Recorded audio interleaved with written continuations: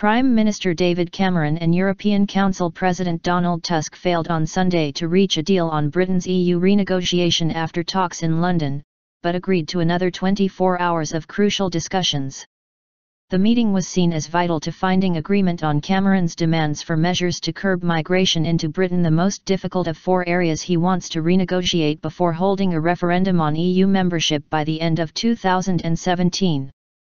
Both sides need to agree the main points of a deal before other EU leaders iron out the details at a summit on February 18 to 19. If agreement is reached, then Cameron could hold the referendum as early as in June in a vote which will determine Britain's future role in world trade and affairs, and also shape the EU. No deal yet. Intensive work in next 24 hours, crucial, Tusk said on Twitter.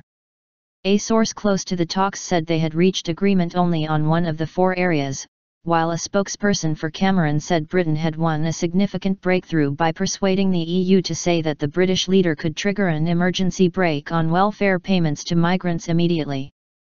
On welfare, the Commission have tabled a text making clear that the UK's current circumstances meet the criteria for triggering the emergency brake, the spokesperson said in a statement, adding that Britain was also keen to close backdoor routes into Britain.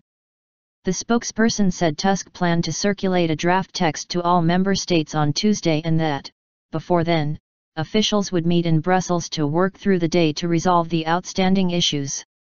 Finding a way to curb migration has proved to be the most troublesome element of Cameron's renegotiation, which also seeks to address voter concerns over competitiveness and sovereignty.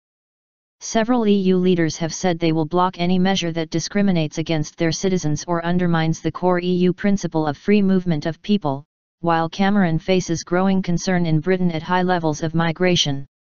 Before the meeting, Cameron said the proposed emergency brake to deny benefit payments to working migrants needed significant strengthening and should be triggered immediately after Britain's referendum. Reuters reported on Thursday the EU was offering the emergency brake for up to 4 years as an alternative to Cameron's proposal to bar EU immigrants from in-work benefits for at least their first 4 years in Britain.